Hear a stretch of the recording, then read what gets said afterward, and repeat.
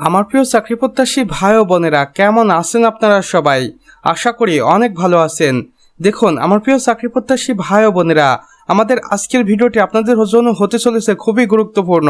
কেননা গণপ্রজাতন্ত্রী বাংলাদেশ সরকার কর্তৃক প্রতিষ্ঠান ডাক অধিদপ্তর বাংলাদেশ পোস্ট অফিসে নিয়োগ বিজ্ঞপ্তি প্রকাশ হয়ে গেছে।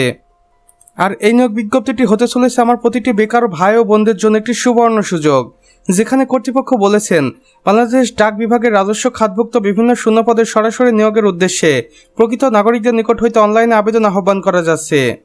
এখানে দেখুন পদের সংক্ষিপ্ত বিবরণ দেওয়া রয়েছে। পোস্টাল অপারেটর 1550টি, এখানে আপনি এইচএসসি পাস করে আবেদন করতে পারবেন। মেইল অপারেটর 1200টি পদ রয়েছে, এখানে এইচএসসি পাস করে আবেদন করতে পারবেন। পোস্টম্যান যেখানে 800টি পদ রয়েছে, এখানে আপনি এসএসসি পাস করে আবেদন করতে পারবেন। এরপর রয়েছে ড্রাইভার ভারী ও হালকা 300টি পদ রয়েছে, এখানে আপনি অষ্টম শ্রেণী বা জিএসসি পাস করে আবেদন করতে পারবেন, তবে অবশ্যই বৈধ ড্রাইভিং লাইসেন্স লাগবে। এরপর রয়েছে অন্যান্য কারিগরি অফিস সহায়ক, যেখানে 320টি শূন্য পদ রয়েছে, এখানে পদ অনুসারে আলাদা যোগ্যতা প্রযোজ্য হবে। সর্বমোট 4170টি পদে বাংলাদেশ পোস্ট অফিস এই নিয়োগ বিজ্ঞপ্তিতে আবেদন করার সুযোগ দিবেন বাংলাদেশের 64 জেলা থেকে নারী পুরুষ উভয়কে। এখানে দেখুন আবেদনের সময়সীমা কর্তৃপক্ষ দিয়েছে। আগ্রহী প্রার্থীদের নির্ধারিত সময়ের মধ্যে অনলাইনে আবেদন প্রক্রিয়া সম্পন্ন করতে হবে, যেখানে আবেদনটি শুরু হবে 19 এপ্রিল 2026 সকাল 10 ঘটিকার সময় এবং আবেদনটি শেষ হবে 23 মে 2026 বিকাল 5 ঘটিকার আগ মুহূর্ত পর্যন্ত। আবেদনের নিয়মাবলী ও অফিসিয়াল ওয়েবসাইট দেখুন।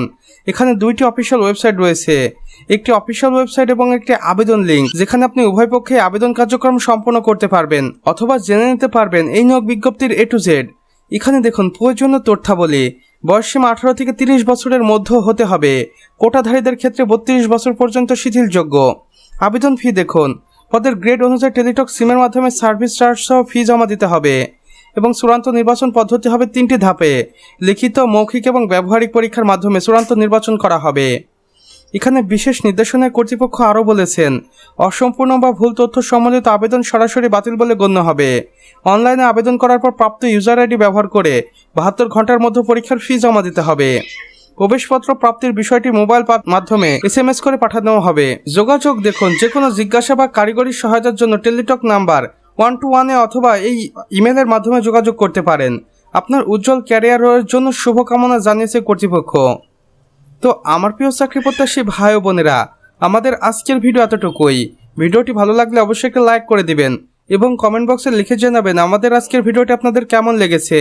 চাইলে অন্যান্য বন্ধুবান্ধবদের সাথে শেয়ারও করতে পারেন, যেন তারাও কোনো না কোনোভাবে উপকৃত হতে পারে। আর চ্যানেলে নতুন হয়ে থাকলে অবশ্যই সাবস্ক্রাইব করে পাশে বেল আইকনে ক্লিক করে দিতে ভুলবেন না, যেন আমাদের নতুন ভিডিও নোটিফিকেশন আপনার কোনোভাবে মিস না হয়ে যায়। আমাদের সম্পূর্ণ ভিডিওটি দেখার জন্য আপনাকে অসংখ্য ধন্যবাদ। খোদা হাফেজ।